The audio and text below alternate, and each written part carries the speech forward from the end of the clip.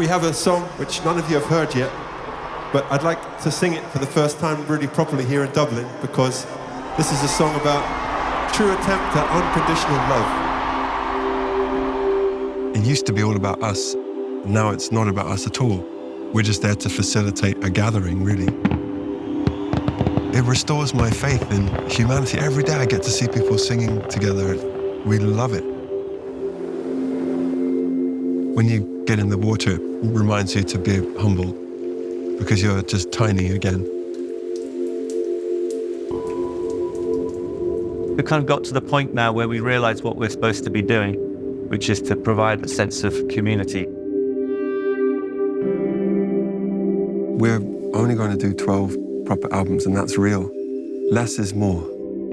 Because you always have to think, well, if this was the last one, would I be happy? You know, music was always supposed to be the second part of Music of the Spheres. I think there was always the plan to keep the tour going and have this new album come out.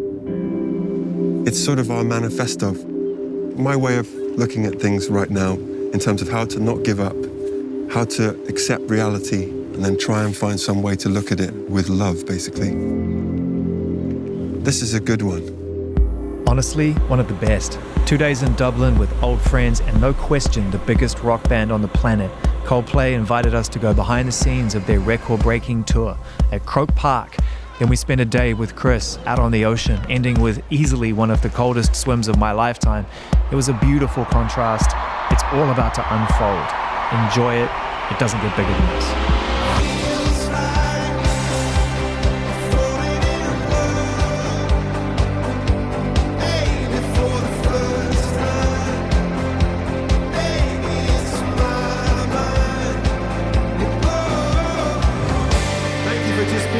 Audience, we love you so much. Be kind to yourself, be kind to each other, have a safe journey home.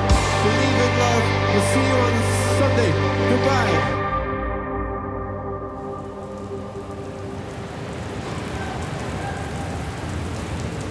Do you do this much? Do you walk around empty venues before you play them? Only in the rain. Melancholy is my go-to emotion, so this is perfect. I was going to start at the end, but I don't even know if this will ever end, this tour. Maybe it shouldn't. Well, who knows? You know, right now, we have one more show left of this leg, and then we've got some more stuff going on in October, November, and then see what happens. It's great, though. It's still fun. That's the thing. And it's been really nice to play here, actually, because these shows have been amazing. Ireland is just the best place to play shows. We came here on the first night. It was the size of this place. It's an amazing, very significant venue in Ireland, in Dublin particularly. But it was just absolutely bananas. We were literally sort of blown away by the stage, by the crowd. We've kind of got to the point now where we realize what we're supposed to be doing, which is to provide a nice kind of 2 hours of escapism and a sense of community and a sense of people feeling like that it's a safe place to feel happy feelings, because Chris says it every night on stage. You know, we're very lucky to witness this amount of people all hanging out together of every color and race, gender, and whatever it is. People are just happy to be together, and there's no arguing. We got the memo. I mean, it's definitely what we show up for at a Coldplay show and other shows, but there's different experiences. And it also, to some degree, must take a bit of pressure off what is a good or a bad show. Yeah. In some respects, does that take a little bit of that pressure off? Definitely. It's never the case that we don't notice every little mistake. In fact, we laugh about it quite a lot. Little things that no one would really notice, but we notice. If Johnny... Got a rim shot. Yeah, exactly. If Johnny hit an absolute... clanger the other day, and we were all in hysterics. Which song? Wait, I got to know which one. It was the intro of "Feels Like I'm Falling in Love." He forgot to switch the guitar on, and then he ran to switch it on, and then inadvertently played a semitone. It was the worst possible interval to get wrong, and it was horrific, but hilarious and funny, and it becomes a nice moment because it's proof that there's it's real. We focus less on the sort of technical side of things and like how did the vibe feel? Did we get the vibe right? So there's less pressure on the how did we play. It's more about did we connect? Was there a nice feeling in the room? And so, but the best part of the show is always the is the fans, you know, and if they're having a great time, then that makes it a good show. Yeah, you can tell. I mean, like from just kind of watching the videos and seeing the way that everybody is so ready when the lights go down, and even just the starting with the, is it E.T.? It's E.T. It's E.T.? Yes. Is that, whose idea was that? That was Chris from the get-go. I mean, we're obviously big Spielberg fans, and there's a sort of, you know, slightly outer spacey vibe going on. Yeah. So it's an amazing piece of music and quite exciting as Beautiful. well. So you probably don't go up this, maybe you do go up Yes, this. I do work this bit. We're coming down the side. Yeah. And then we go under and up, and then go to the main stage, and then there's a couple of a section where we all play here on the B stage, out in the middle, and then towards the end we go out to the C stage. Yeah. Chris finishes up out there, and we walk back up and do the end of the show, and then off we go. It's timed pretty carefully. I mean, Yeah. you look pretty relaxed, but you got to be up there by the time it's ready to go. Yeah. Although for me it's all right because I'm the one who, you know, Kicks it off. initiates things, as it were. So Kicks it off. if I'm not in my spot, nothing's happening. Yeah. There's a bit of pressure on me, but because we're so in tune with the momentum of the show on our own show like this, anything that is slightly different, it feels like something's wrong. It's like all the air is leaking out. So it's a really weird thing. And it occasionally happens in stadium shows, but Chris is really good he's very sensitive to those moments where he knows that, okay, we need to crank it he's up one a of the little bit. best. He's one of the best. He feels, I can tell, he's really searching for the feeling at every little part of the stadium and where he needs to just, to your point, change the frequency of it so much. He's really the interface, obviously, between all of us.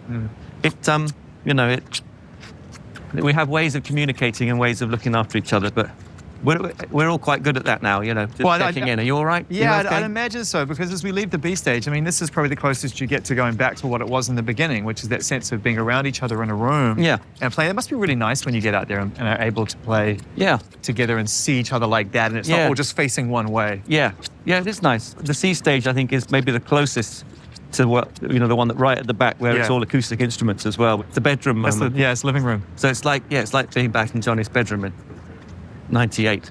God, it always blows my mind when you come up on here, and I don't want you to take this the wrong way, but it feels smaller. Yeah. But it does. It feels more intimate than you see. Yeah, I think it's deliberate. Yeah, it just allows the energy to stay centered if you have quite a compact four in the middle, and that's when the best bits of the show are. I think is when we're all quite close together. We're really proud of the fact that it's still going, and the fact that people are still wanting to come. I think credit to Phil and to Chris as well, who's been very adamant from the very beginning that we have a really democratic ticket pricing system as well. Yeah. Because you know you want those people to be able to afford to come, and the kids, you know, who are going to be people who hopefully will keep listening to our music. Yeah. We don't want them to be priced out, you know. The fact that when you walk into this room, if you care about this kind of thing, and we all should, and hopefully over time we will, and I think inevitably we all will have to, you're creating an efficiency space, a place where you feel like you're actually part of an experience which isn't taking as much as we take on in everyday life. I really want to give you your flowers for that, because everyone knows Coldplay cares about the environment and you tour sustainably, but I don't think a lot of people understand the lengths to which you've gone and how it's in every nuance of the show. Yeah. It's not just the bikes, and it's not just the air travel, but it's right down to the reusable materials, and also the fact that, you know, the kind of food you're putting on in catering, and the fact that you're giving surplus food to food banks locally. This stuff should be talked about, because it's really, really motivating, and I think very inspiring. I think we had the lull of COVID, and that allowed us a lot of time to really investigate deeply into some of the things that we could be doing, and partner with really interesting people and kind of be open to suggestions. And I think what we came up with was the idea that there wasn't one big thing that got us into this position in the first place. It was a series of decisions and choices that get made that accumulate into something catastrophic. And so in the same way, we thought, okay, rather than trying to do enormous big ticket items, of which there are a few that make a massive difference, but really it's about putting every decision through that filter of like, okay, literally every single facet of the tour goes through that another layer of decision making. Can we do this better? Can we do it more sustainably? Can we do it greener? Can we do it so it's beneficial? You know, how are we making those decisions, and can we make them better? And so it's pretty much everything from the cups we use to the we've got this new thing. I don't think I'm not sure whether they're on at the moment, but the black drapes that go around the back of behind the stage are solar.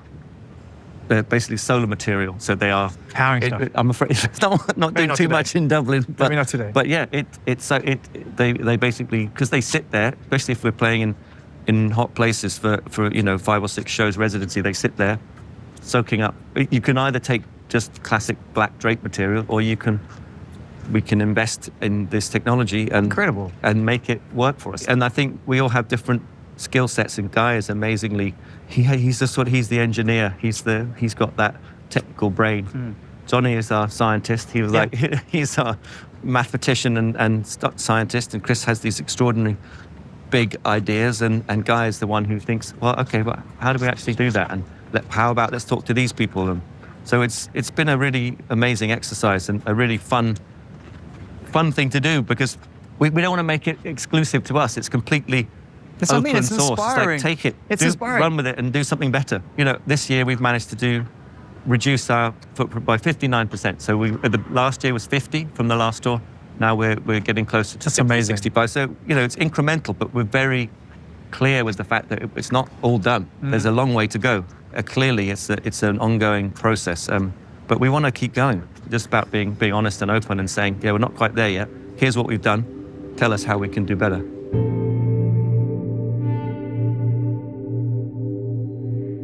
It's quite far away, isn't it? It's hard for me not to think about those very first moments, and you probably, I don't know if you ever afford yourself that. We all keep moving forward in life, but I think about the Shepherd's Bush Empire and the lamp on the piano or whatever it was, you know what I mean? Like, where it all began. It's kind of crazy. Yeah, it is crazy. I don't think we've spent very much time looking back. I think certainly I feel I'm getting to a point where I'm happier to look back and reflect more than I've ever been before. But I think up until now, it's been very much just What's the next thing? 100 miles an hour Yeah. in one direction forwards. Does it help that you do a tour for 2.5 years? Does it slow things down in a strange way, even though there's momentum and you're constantly got a new leg being put on? But in a way, it's like 4 days here, 5 days there. Does it? Yeah, I suppose so. It seems slower than we've previously done, but tours work a bit like school years. When you're a kid and all of your life is sort of like, this happened in this year of my life. Yeah. Well, for us now, it's like, this happened in this tour. A lot. Yes. As it turns out. Yeah. It happens in 2.5 years. Yeah. It is the kind of tour that I think when you start out in a bedroom, you wouldn't even allow yourself the ability to dream of doing a tour like this, because it seems completely unusual. It's what the Rolling Stones do. I mean, it is at that level where you're playing stadiums and you're touring for 2.5 years, and the scale of it is just gigantic. I was joking with Will about it. I think I capped you at 9.5, and he corrected me and said, no, we're over 10 million now. In terms of tickets sold. Yeah. And it is something to be proud of. It is. Well, I think we're sort of breaking new territory for us. I think the biggest tour we ever did before this was the Viva La Vida tour in terms of the number of shows, which was about 170, I think. So we're almost at that number now. With no particular end in sight. We're really enjoying it. Yeah, it's People- weird. 2.5 years in and we're still Still loving it. loving it. But as it's much as taken ever. us, I think it's taken us this long to figure out how to pace it and how to balance it, because we've certainly done some tours in the past which have kind of almost killed us and certainly made me never want to tour ever again.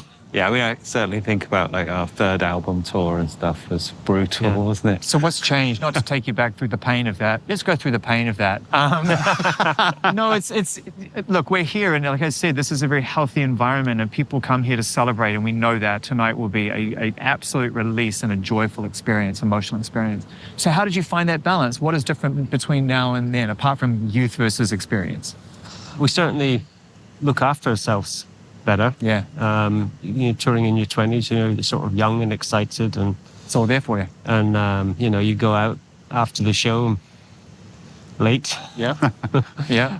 But now I think it's, being a little bit older, and you just have to almost treat yourself more like an athlete in terms of how you look after your body and mind. Yeah. So I think we've all gotten better at doing that, and but then also just the pacing. Knowing how many shows we can do a year is really crucial for us as well. And But also how many we can do in a week. In a Yeah. week. We used to do 5 or 6. Yeah. definitely no more than 4. Yeah. Well, it makes sense because there's a huge amount of ground to cover and there's a lot of music to share and it's a lot of energy coming your way as well. I always think about the transferal of energy. We're not just screaming and clapping and sending it somewhere else. It's going really toward you and you're giving us this music in return. And I wonder what your relationship like with that is, Johnny, you know, in terms of how you sort of come down from that or how you translate that relationship with us as fans. Well, I think as we've all gotten older, we've stopped treating it as being about us. And so it becomes a lot easier to deal with because really it's just about the people who are here. And then we stop worrying about it being a show about people watching what we're doing or, you know, it's just about, in fact, just a way to sort of get people together and Will was saying that too. music. He was saying it's sort of like less pressure on like the goods and the bads and stuff. And, you know, the mistakes get made and you're just able to giggle about them and laugh about them. You know, like if someone goes on to play like Feels Like I'm Falling in Love and their guitar's not turned on and then they reach out to try and turn on and when they do, they hit the wrong note. I don't know who you're talking about there. I had another one last night because we missed the sound check because our plane was late and we were doing a song with a band called Aslan, and I've been practicing their song, you know, in its original key. Yeah. But no one told me that they weren't playing it in the original key Live. So I came in with a big power chord. Why is it always the big power chords too? Why isn't it just something gentle like a strum that you can adjust in real time? Why has it got to be the big power chord, right? Well, then I was like, oh, that sounds weird. And I sort of looked around and everyone else looked like they were playing the same chord as me. So I was like, well, I'm going to go for the next one. Double down. Double down. I hit the next one. I was like, oh, no, that's still wrong. Maybe my guitar... So then I was like, oh, it's better tune my guitar. It's a real life shred, this, isn't it? Dropped a home tune. Because I'm still looking around at everyone. It's like, that guy's definitely playing a D. Right. There's no question. But then it turns out they'd all detuned their guitars. God, can you imagine if you'd done that like 15 years ago, man? I mean, you know, I don't know how you would have felt. Maybe you would have laughed about it then too still, no. but I mean, it's you just... I'd have crawled into my room for a month, I think.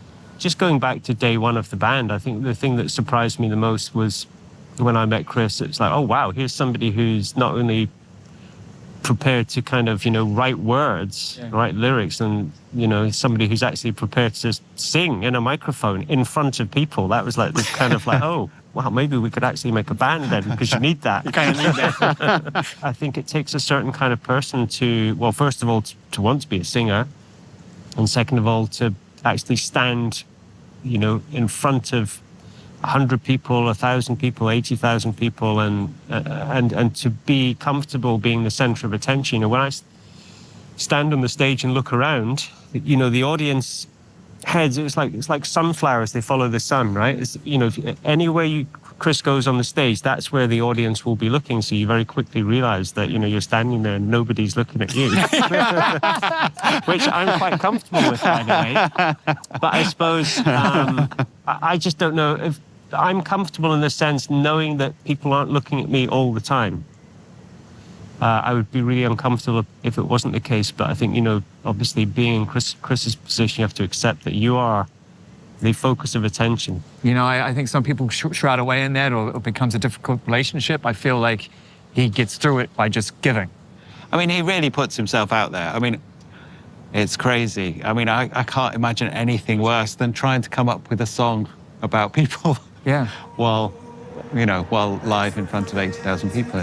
Chris has always been able to make things up just on the spot like that. And I think what's so cool about that Jumbotron section is I'm not sure there's anyone else that could do that. I mean, I love the way you're changing up the set list all the time as well. It feels to me like there's some fluidity in that, which is cool. I mean, most bands who perform in this kind of environment, or artists, there's so much production around it. You got to kind of stick to your beats. Mm-hmm. Yeah, I mean, there's an element of that. You know, we sort of have a structure that we can hopefully play a little bit around with. Yeah. But it's still a structure. Yeah.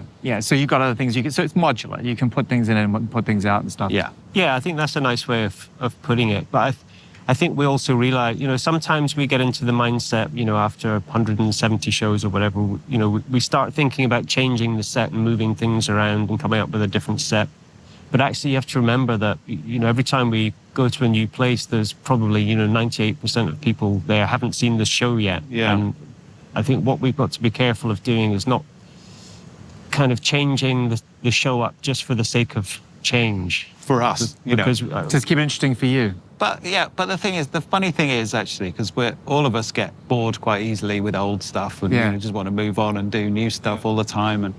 But actually with this, we're still okay, you know. It still feels good. Well, you have a new album. You know, this beautiful album, man. The music. Congratulations. I mean, you know, continuing to not just perform at the highest level, but record at the highest level, and to have made maybe one of your most complete bodies of work in terms of all the sides of Coldplay, and then call time on a tour wouldn't make much sense in a strange way, right? Yeah, I think, you know, Moon Music was always supposed to be kind of the second part of Music of the Spheres. And I think there was always a plan. I think there was always the plan to keep the tour going and have this new album come out.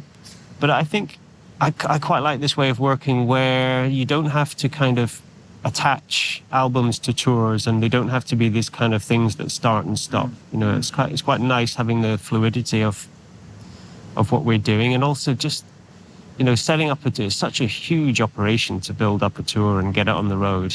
I feel like everyday life kind of broke that spell a little bit. There were probably lots of reasons why that wasn't such a tour, but that was probably the first time, right, where you put something out and just let it sit on its own. We did maybe Ghost Stories. Ghost Stories too. Yeah. But yeah, like I was saying, you know, this tour took two or more years to plan. Yeah. So the idea of starting another one seems dreadful. Well, I got to ask you, you know, as a friend of Chris's, you know, there's something about mortality which seems to really excite him, especially when he's about to release a record with you guys. He always talks about mortality, not from a personal point of view, but from a sort of artistic point of view, like, oh, you know, this might be the last one. And I sort of wonder if you just become to accept that, or if you're all aligned with that kind of thinking that it's okay to see an end in sight, even if if you're not true to that, and you carry on. What is the end of something? I think it's good to have a plan. It's always good to have a plan. It's good to have a framework to work into. But I think it's also it's a management tool. You know, I think particularly for Chris, who's working, you know, 24/7.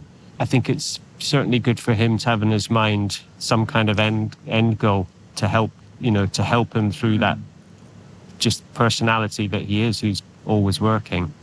I think if you're a marathon runner and you were told, right, go and run and run and run and run, but we're not going to tell you When the end is. where the end is. Beautiful You'd be analogy, pretty by the way. bummed. It's a very, very dark and very succinct analogy there. I'm right there with him now. But for us as well, though, it's important, I think, because you always have to think, well, if this was the last one, would I be happy? Right. You know, it's not like there's not another chance. Yeah. You know what I mean? Yeah. Because there might not be ever. You know, you never know. You never know. We have tonight. Come rain or shine. Come rain or shine. I think it's going to shine. Yeah, I'm not so sure about that, guy. But what I am certain about, as I walked around this empty venue hours before it filled to capacity, was that Coldplay are the show that people need to see right now. It's a concert, it's church, it's a spiritual awakening. It's an environment so fulfilling and uplifting. It reminds you that when we all come together despite our differences, we actually have a lot more in common than we think. That's what Coldplay do best, is remind us of that.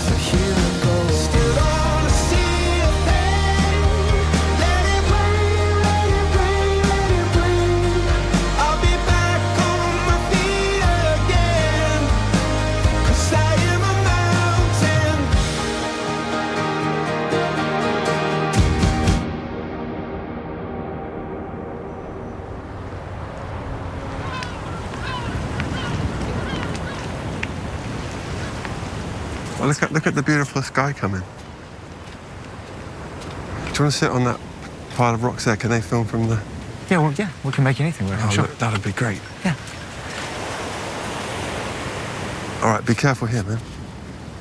We'll go across. Look at this, perfect. This is our spot.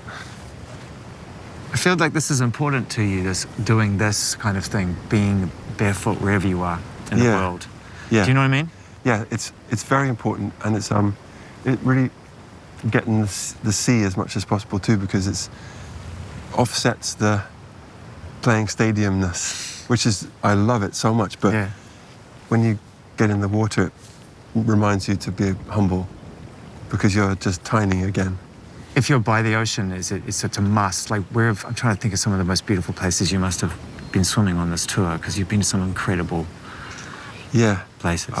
Yeah, this last leg, swam in Germany, Ireland, Yeah. Greece, Yeah. Austria, Finland, Amazing.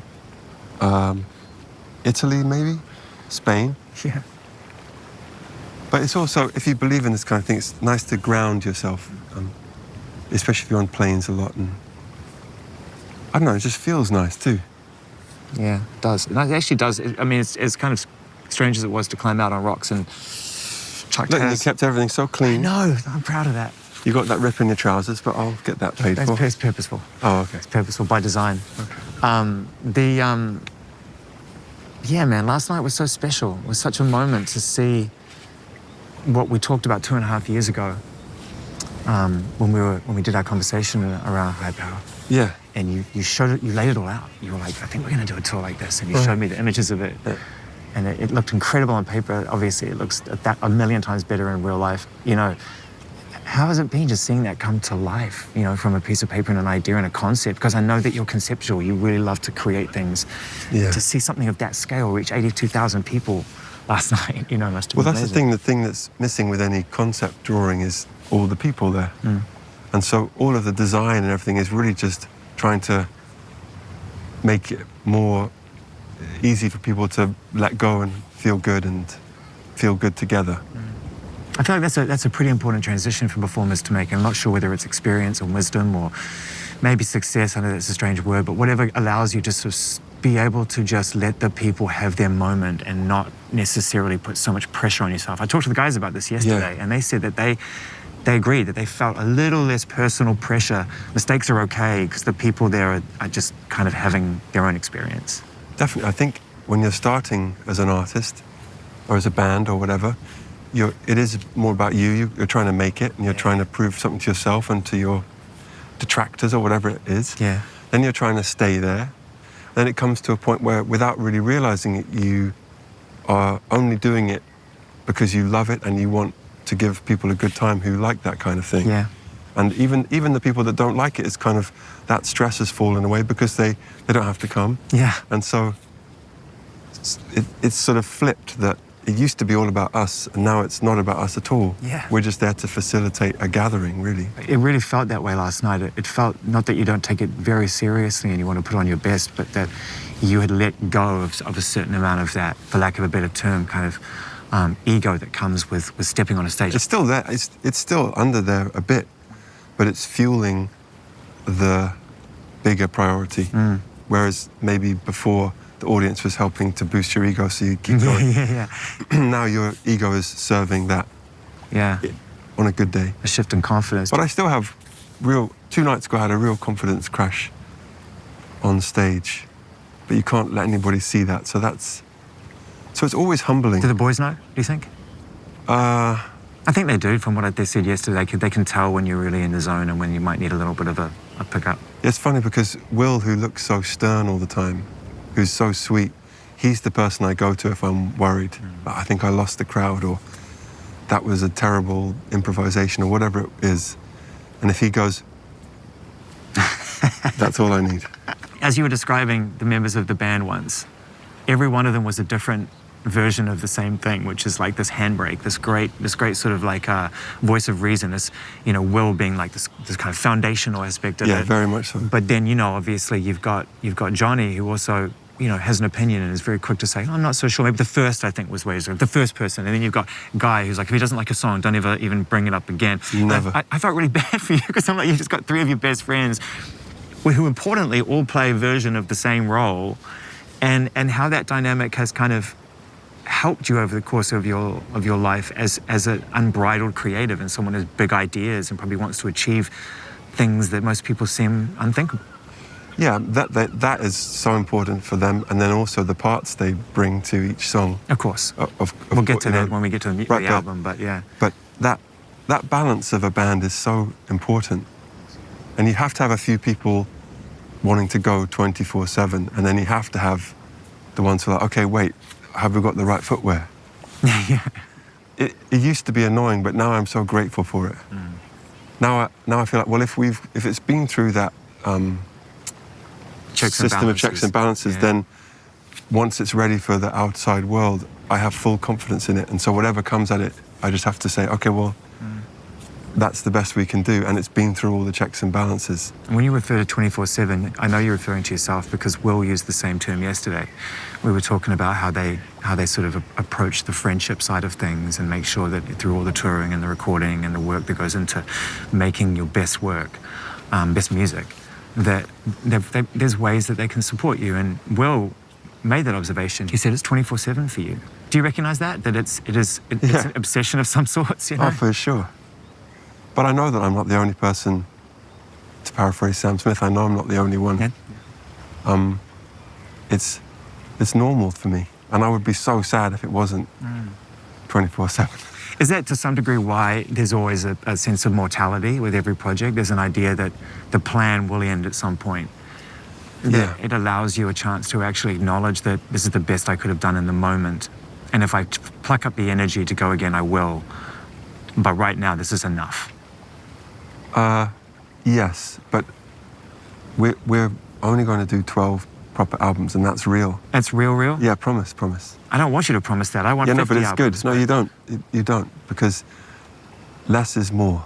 And for some of our critics, even less would be even more. You still read those guys? No, I don't read it. I'm joking, but yeah. We don't. That's just. And I'll tell you why it's really important that we have that limit. First of all, there's only 12, or there's only 8 Harry Potters or 7 Harry Potters. There's only 12 and a half Beatles albums. There's only enough, about the same Bob Marley. So all of our heroes, and also having that limit means that the quality control is so high right now. Mm-hmm. And for a song to make it, it's almost impossible, which is great. And so where we could be kind of coasting, we're trying to improve. The only part of it that I have to get my head around as a fan of music is that there's something about the creation which is personally fulfilling that ultimately leads to a place of legacy. And it feels to me like you recognize the importance of the legacy of quality, but it might deny you the joy of making something on a personal fulfillment level. Am I making sense? Yeah. Well, the joy of making something, that's funny. I was thinking about that this morning. That will always continue in some way. But there's something about the Coldplay thing. That's just what, I don't know where the songs come from. I don't know where the ideas come from. But that's just been coming to me for about 4 or 5 years now. Like, you have to finish like this. And I trust that, just like I trust the song. So if we do something together after that creatively, beyond touring, then it will be something different, or it'll be a side thing, or it'll be a compilation of things we hadn't finished. Or... They're still creative. It just doesn't have so to much, be in there. Yeah. And also to make an album great as a band, it's such a lot of wrangling of people, and I want to give the others some of their life for themselves. Otherwise, I don't want to be, when we're 60, like, Will, come on, guys, let's keep going. Let's keep on going. They seem happy right now. I mean, after 2.5 years of touring, I don't think in my lifetime I've ever seen a band skip on stage and still have the joy. Oh, I think we've got more than ever. Because of all the reasons, because of getting older, because of COVID, because of everything going on in the world, because of how lucky we know we are, because of the places we get to go, because of the optimism that it gives us to see all different kinds of people gathering together, because of songs that arrive from nowhere, because we go at a slower pace. All these things mean that we love it. I think about everyday life. It's an interesting listen that for me now, because it's grown on me so much. I liked it the first time I heard it, but you didn't tour it as much, and it just felt like one of those records that was going to serve its purpose, and that purpose would reveal itself to me.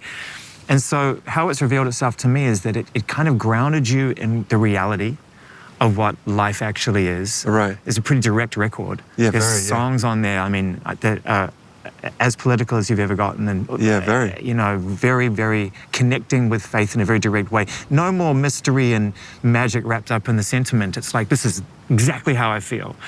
And I love it, but it felt to me like it opened up the door for you to actually go into the spheres, and it kind of opened up the magic a little bit. You're very good, Zane, I've got to tell you. Not to sound like a rom-com, but sometimes you know me better. Did you say that to all the interviewers? Better than I know myself. Look at us on this rock in the ocean. It's like Love Actually. It's very sweet. That's really true. Yes, so everyday life was sort of an acknowledgement of, like, we see what's happening everywhere. It's a struggle. Life is a struggle for most people, all people at some time. So it was important to acknowledge that before going into the, and our response to that is, well, we have to try and turn to love as much as possible. Yeah.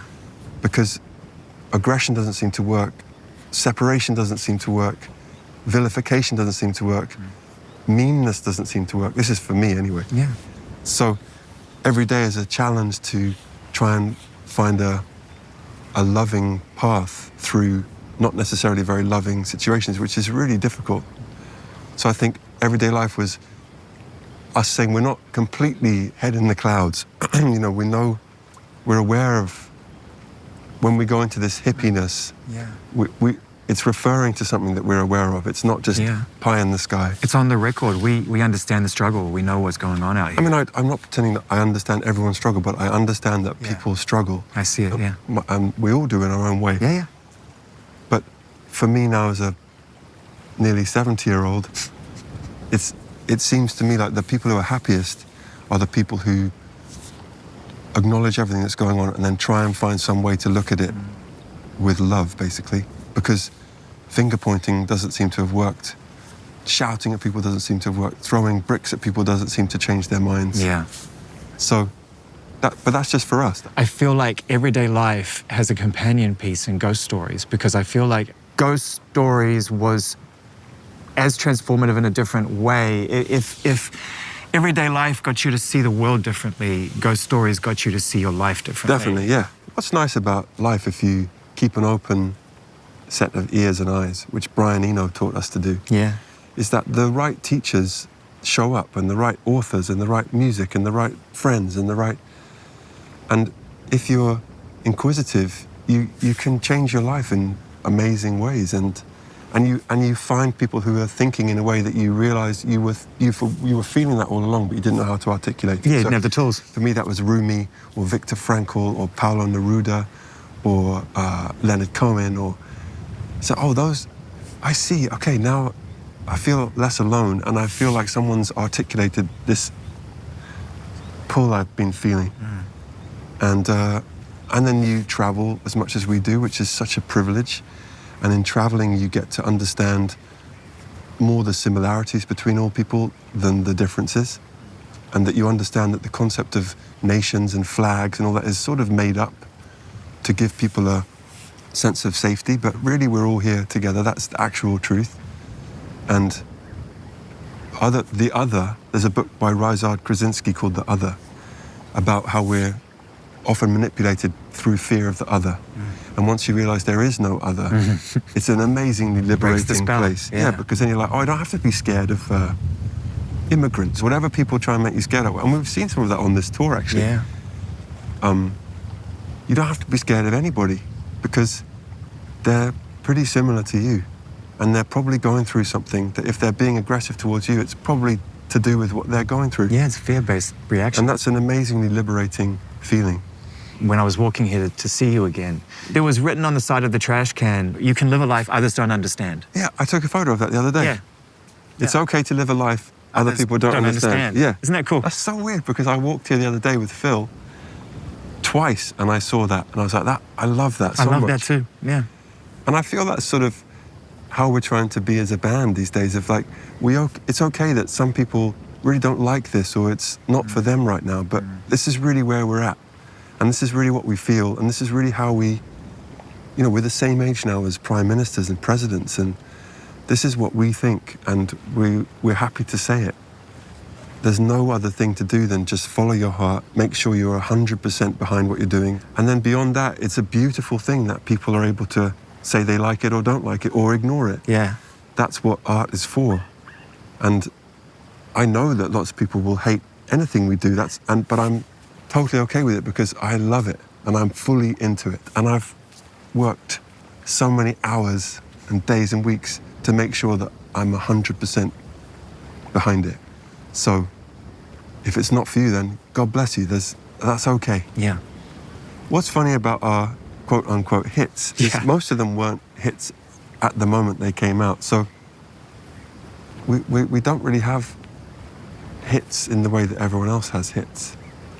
I'm trying to call foul and I can't. I think you're actually right. I think there are songs that come out that they're sticky and they just hang around. And I mean, like even a song like My Universe, which obviously on paper with BTS is going to be a massive hit, right? But I think watching it last night in that environment, in that stadium, it was like one of the biggest songs you've ever done. Right, but it was a hit for a minute because of Army. Yeah. Respect. Respect. They made it a hit in the first week. Then it disappeared again. Yeah. And then all the people that were like, I hate Coldplay, they always check, they change too much, whatever. But I was just like, well, I know that song fell through in such a natural way on top of a beat that Bill Rocco, one of our producers, made. I know that it came through really purely, so I just got to trust the song. And so for the first few shows in certain countries, that song wasn't really, but now it's, now it's accepted by our audience, and not by all of them, but again, you can't. Or a song called A Sky Full of Stars. Wow, last was night, sort of a joke when we released it to some people, and now it's become. I think that's one that, to me, that was a moment in the show last night, and has been a moment in your collection of songs that is very powerful for lots of reasons. But yeah, I was thinking about Sky Full of Stars last night, and I whenever I hear that song, especially when you perform it live, I think about Tim, I think about Avicii, and I think about how amazing he was as an artist, and just how gifted he was. And delicate. He was very delicate. Well, I want to talk about the vulnerability of being an artist a little bit, and I know you can't speak for every artist, but you are one, and I think we have to handle with care the arts and the artists, and sometimes we miss that point. Well, I think we have to handle everyone with care, first and foremost. Yeah. Secondly, artists, particularly when they're on their own, it's a delicate thing, especially now with social media, and it's relentless, and it's extremely stressful for a young artist.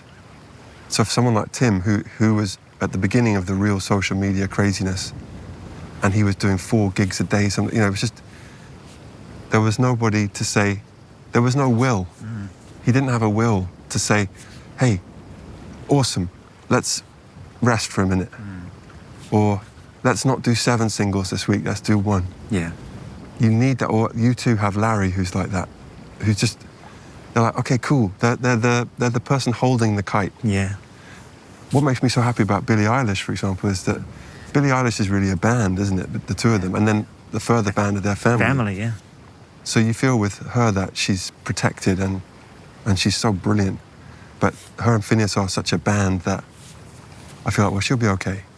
The music industry is always in a state of flux. Yeah. And there's a certain thought that really, because of AI and because of viral hits, that's the only way it will end up, with just that. Yeah. But conversely, this year you have Chappell Roan, Charlie XCX and Billie Eilish, all of whom are on their sort of 4th or 5th project. Working hard. Who have been allowed to develop, and so perhaps it's going to be viral hits and AI, but also there's a place for long-term people that are looked after. Yeah. Because, especially as a fan, then it gives you something to believe in, or Fontaine's DC, or 1975. I still am a fan of bands that I've liked for a while, or artists that I've liked for a few years. Where are they going to go? Yeah. As well as being a fan of, this remix from Transylvania has just blown up. It's amazing. Yeah. So there's room for all of it, and but the thing you learn from Avicii was we have to protect all people. We have to protect all people. We have to protect all people. This album is such a beautiful Coldplay record. It starts with a title track that is so bittersweet. Right. And I know it's tough to go into nuances of lyrics, but I really want to stay in that song for a second, because it asks so many questions of yourself and leaves us in a place where you're asking for help. It's so beautiful. Well, that's how I begin every day, basically.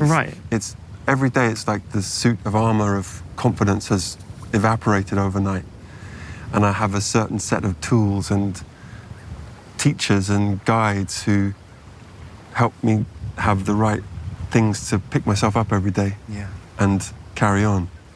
So I was, with Moon Music, I felt like, well, what if I just really told how I feel every day? Tell us, Before I've remembered this phrase or that teaching or done this set of prayers or whatever. It's like, well, most of us every day are like, oh, am I just a terrible loser? Right? Well, even the bit where you acknowledged I just sit around, watch TV and blame everybody else. I mean, look, as a piece of music goes, I think it's a very honest reflection of how we all feel at times, which is, we're just trying to be better, And trying to ask for some help. And we need help. Yeah. We need help at the end of the day, and it's delicate and bittersweet. And you talked about We Pray coming to you in the night. You've talked to me many times about how songs, you're a vessel for the music, and you don't really know where it comes from. No. Do you dream them? Do they come up in dreams sometimes too? Yes, I do sometimes dream them. Often songs that come in dreams aren't as good as you think they are in the dream. Have any ever come out at all? We Pray, Viva La Vida. Yeah. And then loads that you'll never hear. Yeah. Why not? Because I want to save you the trouble of having to... This album is really, really good. It's sort of our manifesto, or it's my way of looking at things right now in terms of how to continue, how to not give up, how to accept reality, not run away from it, not hate anybody, even in the midst of always being filled with so many difficult emotions. So, and it's with Max Martin, so he made sure that it's really good. It sounds like, I mean, this is a compliment, it sounds like hard work. That's hard work. It's so fun though, and because we have Max now, for this period, this last 4 Coldplay albums, he's just the best brother. It just gives you so much confidence. And I know that if a song has passed him and Will and Johnny and Guy and Phil, not to mention other people around me, then and if I really still love it, then I feel like, okay, well, this can come out. And as long as the story of the album is cohesive from start to finish, so there's nothing competing with anything else and everything is part of the journey, then, so this is a good one. Oh, yeah. But we've had a few good ones. So what does moon music mean, though? As a title, as a concept? I don't really know where that came from. Yeah. Maybe it's to do with accepting all the different phases. Maybe it's to do with shining your light without any need for anything in return. That more applies to the sun. There's a Hafez poem that says, even after all this time, the sun never says to the earth, you owe me. Look what happens with a love like that. It lights up the whole sky. Yeah. And sometimes if I'm super depressed, I think about, well, the sun is always shining, so you just can't see it right now. And sometimes if I'm struggling to find a positive perspective, I think, well, the sun is there. Always shines no matter what stupid stuff we're doing. So yeah. And the sun shines on whatever's happening equally. This is getting a bit silly, but this is my point about interviews, is that all the things that I really feel, I've tried to put them in the songs because when I say them out loud, I sound like a knob. I don't think so. But it's how I actually feel, that's the problem. I don't think there's a difference between the two, and I would hate to hear the music and feel some kind of very genuine connection to what it is you're saying, and then talk to you and you're a bit dismissive about what I'm hearing in the records as well, you know, because it'd be more fun to interview if I just slagged other artists off and we tried that talked about money about 15 years ago, and for a brief period of time, I think. I was once mean in an interview in the year 2000. I said something a little bit mean about Bobby Gillespie from Primal Scream, and I still feel terrible. You pick your fights, don't you, man? I mean, this guy's a pirate. But it was because at that time, a guy called Alan McGee had been a bit mean about Coldplay, and they're really good friends. Yeah. Anyway, I regret that so much. I'm so sorry, Bobby. I love Primal Scream. Yeah. In the interim, I met Alan McGee actually in a park, and we went on this lovely walk, and it was so fun.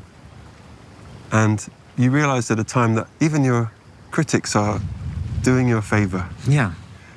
But anyway, my point is I don't like to say anything mean about anybody, really, particularly not other artists. I mean, there was one particular relationship which got really testy for a while there, but they had it out for everybody. But which one? Oasis, but they had it out for everybody. Oh, you can't take that personally. No, you can't. And now, I mean, there's these shows. I mean, it's going to be... But we never, ever responded.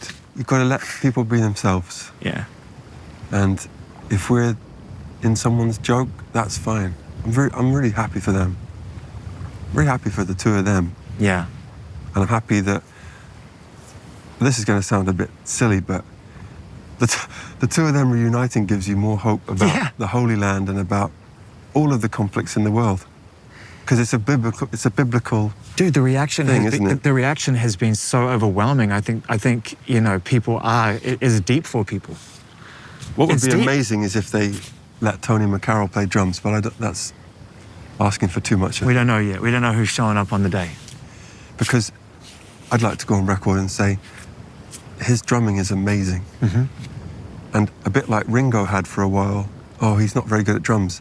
Well, he's the drummer on Definitely Maybe, so he's doing something right. Yeah, right. And he brings this bagginess. There's a feel. And there's a swing in there that's just amazing. Yeah. Like someone said last night, Tony McCarroll had the roll as well as the rock, which is what Keith Richards said about Charlie Watts. Because Charlie Watts had a swing. Yeah. In the middle of Moon music, there's a really wonderful composition, which I'm just going to call Rainbows.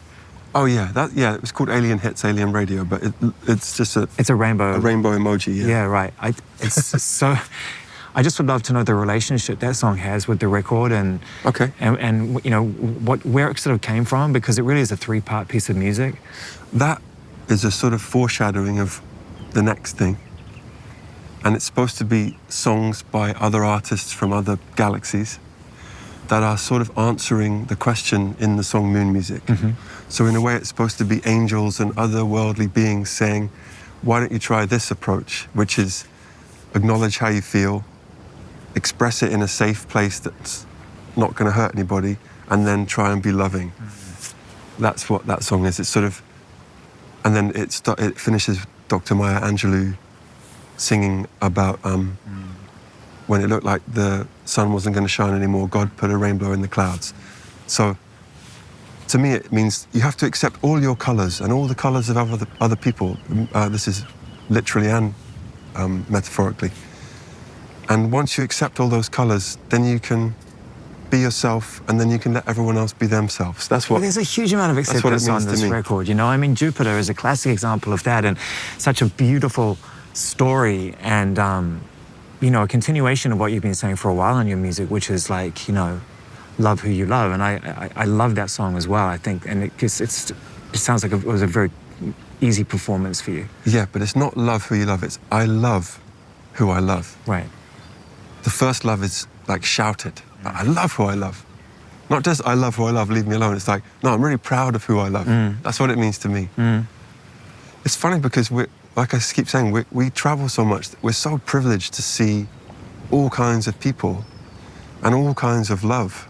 And now we have this thing in the show where we have people on screen and we try and sing about them with varying degrees of success.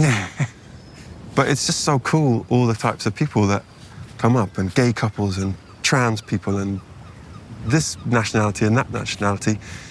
And the more you're exposed to things that you might have been taught to be a bit afraid of, the more you realize, oh, it's all love, and it's all, why would you ever want to stop someone being themselves as long as they're not hurting anyone else?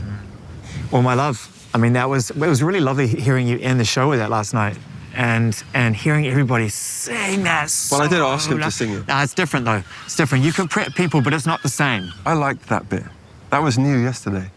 It's not often I feel like you allow yourself to just bang out the anthem like that. You know, you on the piano and just like, I mean, that is a fucking... I'm doing that before you started Gonzo, my friend. It's true, it's true. Yes, sometimes it's nice to bang out the songs like that. A big one. I mean, it's a big one. I mean, when you do the McCartney chord, you know the one I talk about? What's the McCartney chord? You know, the turnaround chord in there where it's like... Oh, like a seventh, yeah. Yeah. And it's a very classic, sort of beautiful, anthemic kind of turnaround chord. But not to sound too much like a nerd, but I'm going to. There's a nice bit, which all of these things come out by accident. There's a bit where the left hand goes to the seventh and the right hand goes to the second. Just before the last phrase, just what you got, oh my love, do-do-do. Yeah, that one. Which is a bit like Live and Let Die, yeah. And that chord, I love it. Jacob Collier will be able to tell you what it is. God, he's so good, isn't he? Yeah, he's amazing. Well, he's one of our teachers now. Is he? 100%. We have the four of us. We have the incredible producers around, Max, Ilya, Bill, Brian, Eno still sometimes, you know, Stargate, all of those brilliant people. And then for 16 years now, we've been so lucky to have John Hopkins around on every album. Davide Rossi, who plays a lot of strings. John Metcalf, who plays a lot of strings. And then since Everyday Life, Jacob Collier, who comes in like a professor. He's a mix between like Gandalf and Nigel Kennedy. Do you remember Nigel Kennedy? Yeah, of course. Who was a violinist in the 80s. He's a rock and roll violinist. Yeah, but he was the first person to sort of mix it up with classical. So Jacob's like that, and he's so brilliant that you just have to pay respect. But it's funny because he's so technically on a different level. Yeah. And Brian Eno has no idea what that note even is. But they both have had this seismic impact on us mainly because of the joy and the passion and the different ways it's expressed. But the through line is that they love it, they live for it. And we're so lucky we get to work with these people. Yeah, that's a dream team. I mean, you start talking about those individuals, you start adding John Hopkins into the mix and all these amazing people who you can just turn to when you think you've got something, right? Yeah, and then there's a group of singers led by a lady called Denise Carité that we met doing a cover for Radio 1 of Graceland because the rest of the band weren't available, so I did it. And I said, I need to find some singers. And we met this group of singers and I called them very early on now to say, hey, please can you come and try this song and let it expand into registers I can't get to. So it's more than ever, it's always been a collective, our band, but it's more than ever that now. Well, the community is bigger than that even. I mean, for the longest time now, you've had this extended, chorus with the family, and bringing people in to sing on songs. With people who... Yeah, well, like with Moses and Apple, with your kids, are they singing on this album as well? Yeah. They are? Yeah, and they have a co-write on something or other. Because Moses will say, that bit should go like this. That's cool. Isn't that great when you meet at that point where, if you're lucky, the people who you love you share some passion for something and you get to find a mutual meeting place? Yeah, it's amazing. And then Apple sings on a few. I mean, it's so lovely to... But to be fair, they've been on every album since Ghost Stories. Yeah. I think that was the first one. A lot of artists, when they become successful, they protect the family unit away from the job and away from what they're doing. There's like family and then there's the work. We don't do this. And yet you were very inclusive and brought the family into the creative process and wanted to be a part of it. It's all the same thing, How do I say this without sounding too pretentious? Coldplay is my life 24/7. Everything I'm looking at has the lens of my children and the band. At all times. Is this good for those two groups of people? And some other people too, but those two things are always there. And so often those two things meet. And also, will my kids like this? Or Moses and me were so into Fontaine's DC, to a deep level, and it's such a connector for us. And of course, they're influencing what we're doing and what my son is doing, So for me, family and first of all, I feel like everyone is in your family. So, but you mean people who actually came, right? That part, right? So, it's all the same thing. Yeah. And they come and meet you at the studio, and you say, well, what do you think of this? And Don't you feel now, after playing in front of 82,000 people and change, night after night, huge amounts of people coming in and really, don't you feel, for lack of a better term, protected? I feel you give too much to people for there to be any desire to catch you out anymore. There's no gotcha anymore. I just don't. Do you think so? I think there's. So. No, I think it's always positivity and negativity. By the laws of nature, are always balanced. So I just assume if everything's going really well for us, it's also going really badly. If everyone's saying nice things, the whole exact amount of people are saying. How does that serve you? It serves me by just trying to keep me completely neutral. And not go too much either way. I don't really read things or go on social media because it's not healthy. But things get to me, or I hear about things, or people say this, or people don't like that, or people are accusing you of changing into this kind of band, or people say you've broken up, or you've had this, or whatever. And it's just it's all good. If for some people we're a character in a soap opera, that's great. Whatever helps people, gossip helps people. It's a sort of therapy in a way. So if you're a character in those modern soap operas, which is, celebrity culture, you just have to be like, okay. Yeah. It's okay. But in terms of being protected, I don't think of it like that. I feel like, in fact, I feel always super exposed. But I just try and have faith that, we're doing our best. I'm doing my best. I make mistakes. I accidentally upset people, or I say a mean thing where I didn't want to, or I get angry when I shouldn't have got angry, or I mess up the set list that day. Every day there's a myriad of negative things that I've accidentally done. we're doing our best. And you have to just accept there'll be positive and there'll be negative in equal amounts. So don't get carried away with everything's amazing or everything's terrible, because it's both. Yeah. Yeah, that's called living in the moment, my friend. It's getting cold now. You have to grow up in Devon to be used to this. This is all I used to do with my cousins. Well done. It was worth it. Yeah, it's beautiful. What is on top of that? Look, there's a seal. Hey, guys, look. Yeah, look. See, there's a seal on the top of the rock. Beautiful. Have you ever interviewed seal? No. Where I live, it's funny because you see seals and sometimes you see seal. At the same time? I'm one of the only people who can say that, yeah. Did you feel it, though, when you wrote All My Love? Did you, like, just kind of get through the initial arrangement of it and just be like... Would you like me to tell you the truth? Yeah. Some songs arrive fully formed and you're just like, where did that come from? Thank you so much. And that's only happened about 6 times. Viva La Vida happened like that. Yellow happened like that. Paradise happened like that. A Sky Full of Stars happened like that. All My Love happened like that. I'm not surprised. And yeah, so I don't know. It just came through on a really cheap keyboard that I took to Jamaica. Yeah, I was like, wow. Okay, thank you. Is it the first time you ended the show with it? Yes. How did it feel last night? Hearing It felt really nice. back? But I told him to sing it back. No, but it's it doesn't not the count. same. It's a fake sing-along doesn't count. But okay, but you have to listen back to the clip. People really connected with it immediately. Okay, well, let me tell you what happened. Because I felt like, oh, that went really well. That's brilliant. So when I went back to my room, I thought, you have to humble yourself, my friend. Right. So I Googled cigarettes and alcohol live by Oasis. And I was like, well, that is a compare sing-along. and contrast therapy. Yeah, I was like, don't get ahead of yourself, Right. sweet cheeks, because you've got to be put in your place sometimes. It was a special one. You know, I got to the venue yesterday and I said to Will, you know, you're nearly there, you nearly did it. And he was like, did what? And I said, well, you know, he's like, well, we're not done. I said, yeah, but Australia, New Zealand, it's like, it'd be fun. It's like a nice way to end it. And he's like, we're not ending, what are we talking about? What are you talking about? It's just what we do. That's what he said. I don't really want to do anything else. Yeah. I love it. Yeah. You're kidding? It restores my faith in humanity. Every day I get to see people singing together. And it's just so fun. Yeah, it's fun for us too, man. Yeah. We're gonna get in the water. Yeah. Did you ask for permission to park your boat there? People think Zane hasn't let money get to his head, but look at his boat. For most people, the idea of performing in front of 80,000 people every night seems strange and untouchable. How do you turn it on every night? And also, how do you turn it off at the end of the night?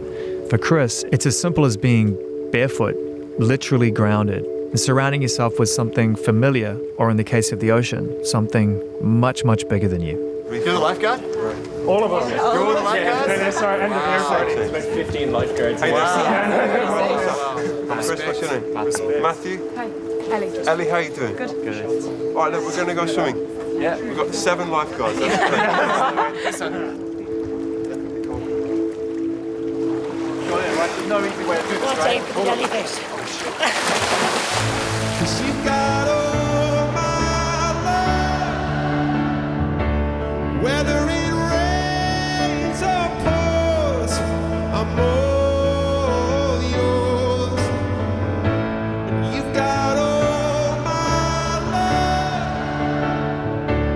Whether it rains, it remains.